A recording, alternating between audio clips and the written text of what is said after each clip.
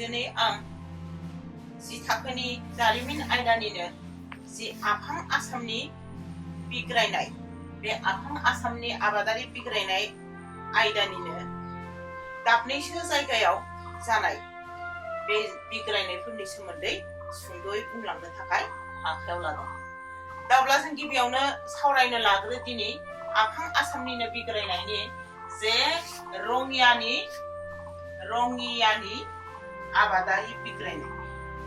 बे रङिया ओनसोलाव आबादारिफोरा ब्रिटिश खुंथायनि बेरेखायै माबोरैहाय बिग्रायदोंमोन जों बेखौ दिनै बे आयदायाव सावरायगोन। 1993 मायथाइनि 24 डिसेम्बर खालि आबादारिफोरा रङिया हाथाइखौ लुट खालामनानै बे बिग्रायनायखौ जागायजेनदों।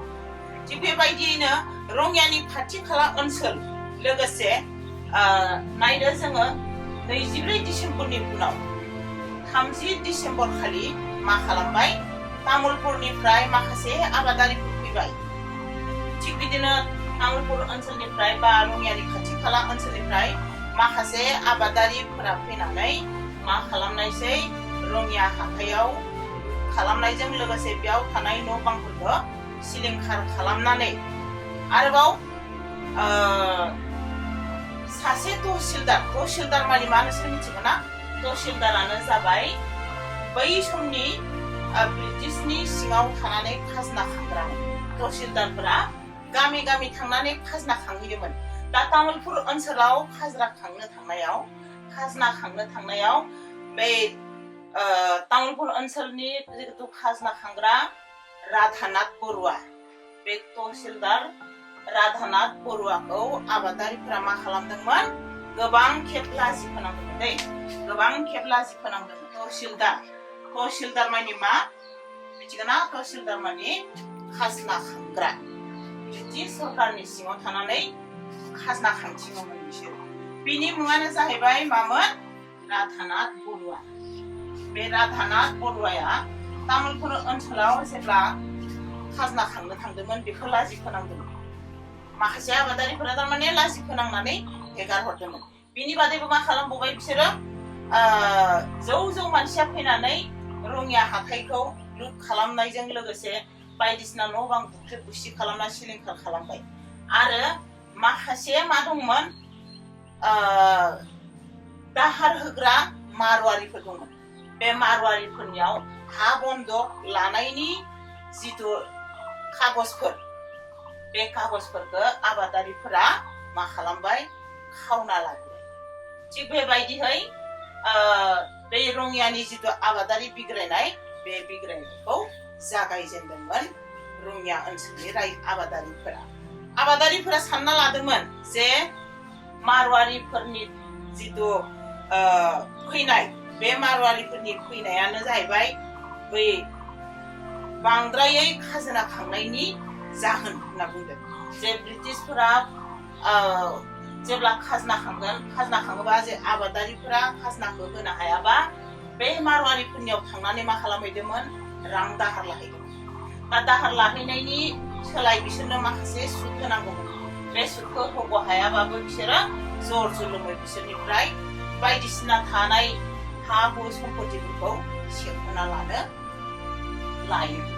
बेखौ नुनानै आबादारिफोरा बिसोरनि बेरेखाबो जानानै बिसोरनिफ्रायबो बै जिथु हा बन्दक लानायनि कागजफोरमोन बेफोरखौ खावनानै लाबोदों।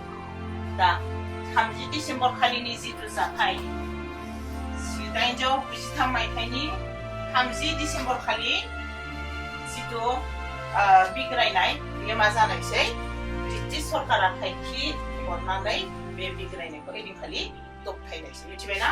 बे 30 डिसेम्बर खालि दबथायनायसै।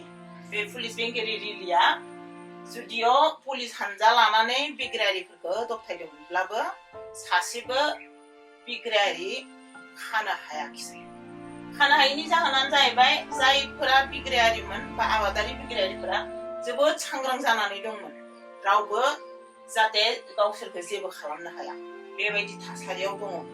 दा नाथाय 30 डिसेम्बर खालिथ' खानो हायाखिसैयानो। दा 30 डिसेम्बर खालि खानो हायिखाय मा खालामबावबाय, पुलिस हानजाया 9 जानुवारि खालि मा खालामबाय, 45 आबादारिखौ हमना लाबोबाय खाना लाबोबाय थारमाने 30 डिसेम्बर खालि बिग्रायारिफोरखौ जायगानिफ्राय जाय खारहोनो हादोंमोनब्लाबो नाथाय सासेबो बिग्रायारि हमनो हायाखिसै अब्ला पुलिस बेंगिरिनि बिबानाव दङमोन रेलि होननाय ना दा 8 जानुवारि खालि मा खालामबाय 45 आबादारिफोरखौ हमनानै लाबोबाय दा बे 45 आबादारिखौ माबोरै हमनो हाखो 45 आबादारि हमनायाव नुबाय जे माखासे आबादारिफोरा थासारिनि सोमोन्दै सावरायलायनो थाखाय बिसोरो मा जादोंमोन मोनसे जायगायाव ज' जालायदोंमोन लोगो हमलायलायदोंमोन जे माबोरैहाय थासारिखौ गोजोन लाबोनो हागोन बोरै जोंनि जिथु आंखाल बेखौ सुफुंनो हागोन बेबायदि सावरायलायनो थाखाय बिसोरो मोनसे जायगायाव ज' जादों बे जायगानिफ्राय बै 45 आबादारिखौ खानानै लाबोनायसै दा 10 जानुवारि खालि मा खालामबाय 3,000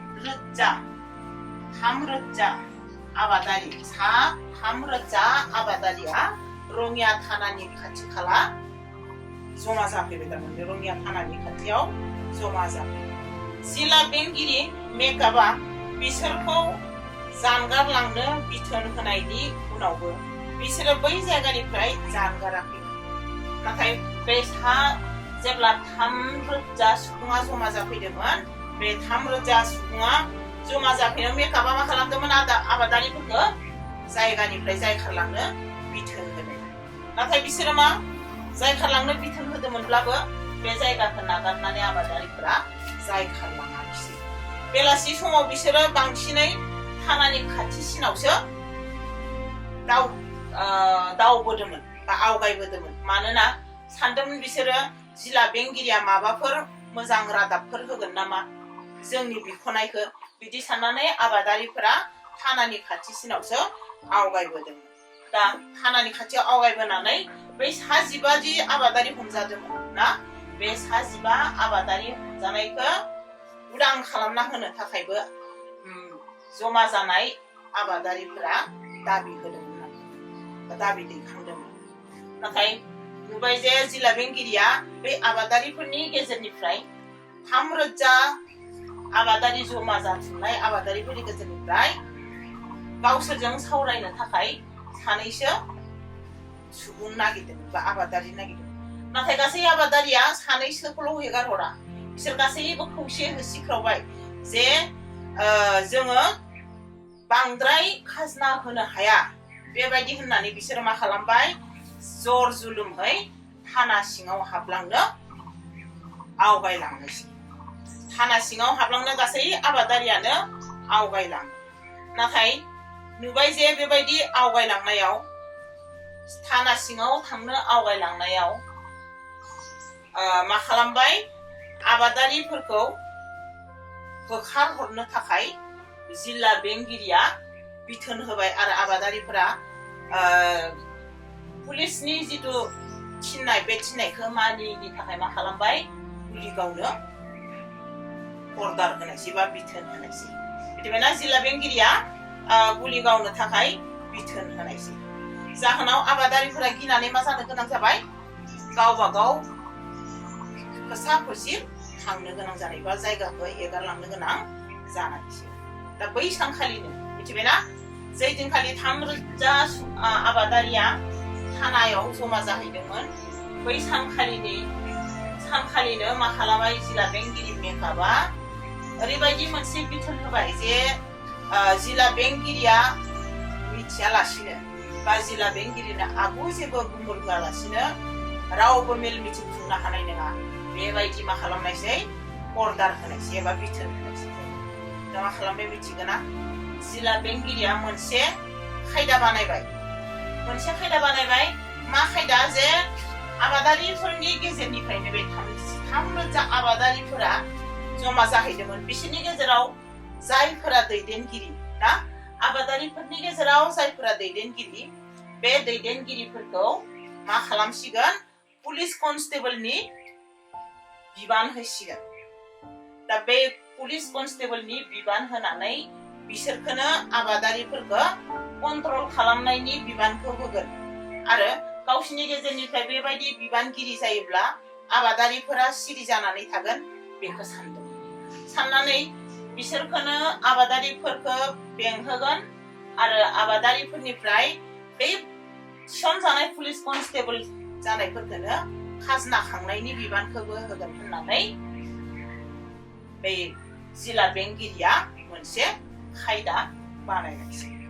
दा बे मोनसे मा जाहैबाय बिसोरनि गेजेरनिफ्राय जिथु कनस्टेबल बानायबाय बा पुलिस बानायबाय बिसोरनो खाजोना खांनाय बिबानखौ लाबाय नालाय ओंखाय मोनसे मा सुबिदा मोनबाय आबादारिफोरा जमा जाना दङमोननो होनो गोनां राङा गासै मिथिबायना होनो गोनां गासै खाजोनाया जमा जाना दङमोन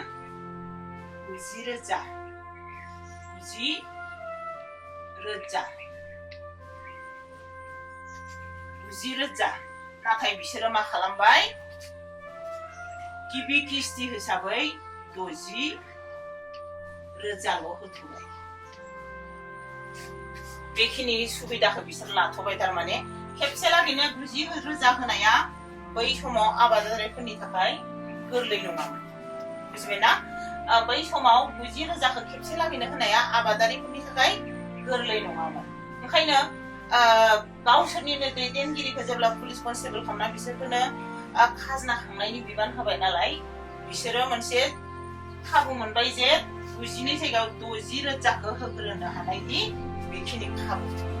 नाथाय आबादारिफोरा जि जिल्ला बेंगिरिया फोसावदोंमोन जे जिल्ला बेंगिरि मिथियासिनो मेल मिटिं खुंनो हानाय नङा होननानै बे बाथ्राखौ आबादारिफोरा गनायना लायाखैमोन आरो थिग बेबायदिनो मेल मिटिंखौ उनावबो खुंबाय थानाय जादों। दा बेबायदियै जोंनि बे खाथि खाला ओनसोलनिनो नलबारि आरो बरमा थिग बिदिनो बजालि बेफोरनि गासै आबादारिफोरा बे ब्रिटिश सरकारनि जिथु खाजोना खान्थि बे खाजोना खान्थिखौ मा खालामाखै गनायनानै लायाखैमोन। थिग बेबायदियैनो जाबाय जे आफां आसामनि गुबुन गुबुन ओनसोलावबो आबादारि बिग्रायनायफोरा बेबायदियैनो सोलिबाय थादों। नोंसोरनि फरा बिजाबावनो नोंसोरो मोनखागोन। दाब्ला जोंनिया दिनैनि जिथु सावरायनाय आयदा रङियानि आबादारि जिथु बिग्रायनाय बे बिग्रायनायखौ जोङो एसेयावनो दोनथ'बाय। गोजोन्थों।